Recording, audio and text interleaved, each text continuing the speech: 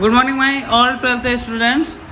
In the last videos, we have discussed the chapter financial statement of the company, and now in this chapter, we will discuss the tools for financial analysis.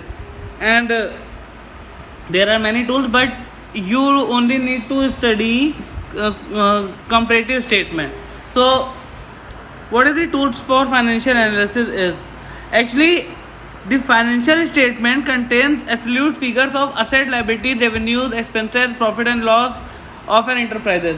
Means the format of financial statement, financial statement of a company just declares or just shows us the value of asset, liabilities and the amount of expenses, losses and profit and loss. But they do not reveal the earning capacity, liquidity, and financial soundness of an enterprise. Okay, they are not readily understandable to their users. Actually, the format of financial statement just shows us the figures, but from where it occurs, how will it affect the firm, it will not be mentioned in that. Okay, so for that we have to prepare comparative statement, common size statement, trends analysis, accounting ratios, cash flow statement, fund flow statement, break even point analysis, etc. But in this chapter we will discuss about comparative statement. So let's directly move to the format of a balance sheet, comparative balance sheet. Here is the format of comparative balance sheet.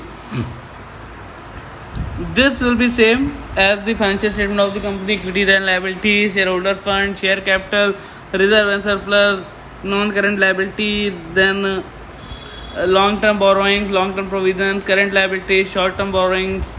This will be same as in the previous videos we have discussed. Asset side, non-current asset and current asset, etc. Okay. After this, this will be note number. This will be current year's amount, previous year amount, then absolute change, and then percentage of increase and decrease. Okay, so if here is 100 and here is 80, then absolute change will be A minus B. Suppose this is A, this is B, this is C and this is D. So absolute change will be A minus B, means this minus this. Yeah, you will get this. Okay. After this, when we have to find out increase or decrease, its formula will be this and this into 100.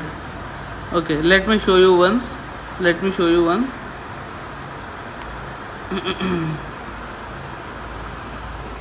Wait for a second.